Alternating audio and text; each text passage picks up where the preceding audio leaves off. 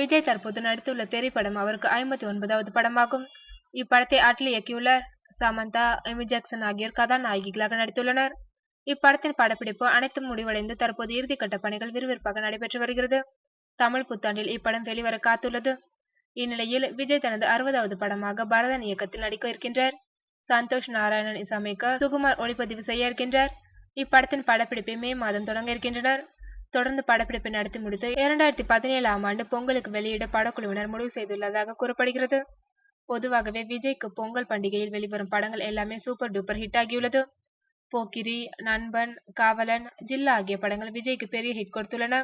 அதன்படி இந்த படத்தையும் பொங்கலுக்கு வெளியிட முடிவு செய்துள்ளதாக கூறப்படுகிறது.